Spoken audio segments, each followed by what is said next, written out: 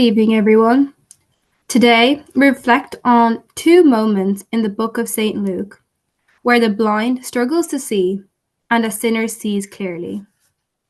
In Luke chapter 18, verses 31 to 34, Jesus speaks plainly to his disciples, predicting his suffering, death, and resurrection.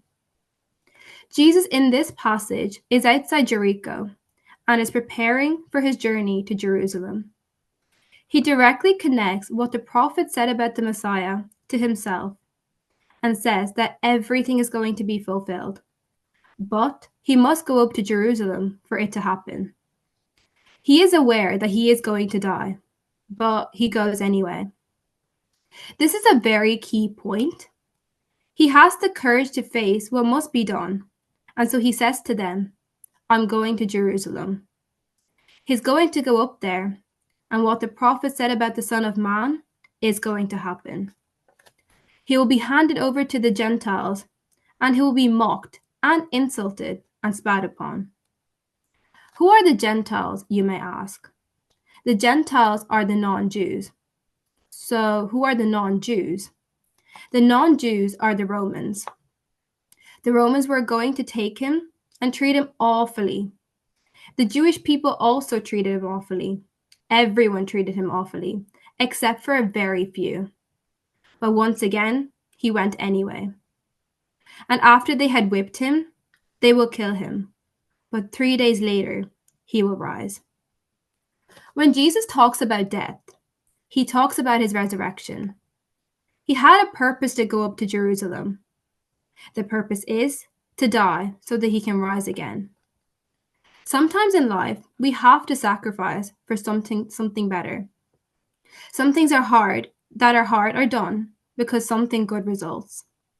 Jesus told the disciples all that was going to happen, but they only remembered this after he died and rose again. But at the time, they weren't listening.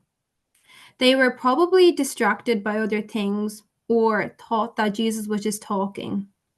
But Jesus was talking the truth.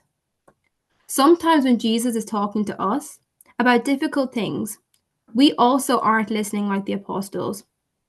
But all of us need to understand that God makes good from even the worst bad things. This moment of spiritual blindness is contrasted powerfully in the next chapter with the story of Zacchaeus in Luke chapter 19, verses 1 to 10.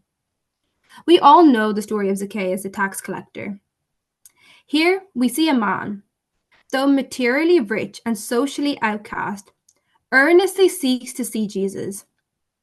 Jesus sees Zacchaeus in Jericho on his way to Jerusalem. Zacchaeus is a short guy, but he has an extremely big position, being the chief tax collector in Jericho. He was a very rich man, but also a very hated man. There is no way the short guy Zacchaeus was going to get in front of the crowd to see Jesus. Although he was intrigued by Jesus and wanted to see him, the crowd would know who exactly he was, and they wouldn't let him in. So, what did he do? He ran ahead and climbed the sycamore tree to see Jesus. Do you think Jesus spotted him? Do you think Jesus knew who he was? Well, when he reached the place, Jesus looked up and said to him, Zacchaeus. Yes, of course he spotted him and knew exactly who he was and called him by his name. And then Jesus goes to his house and has supper with him. The crowd went mad because Jesus went to a sinner's house.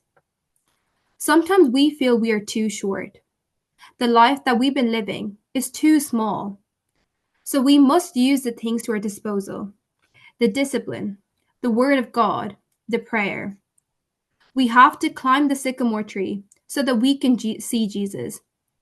And then, when we get his attention, even though we are sinners, he will come into our house.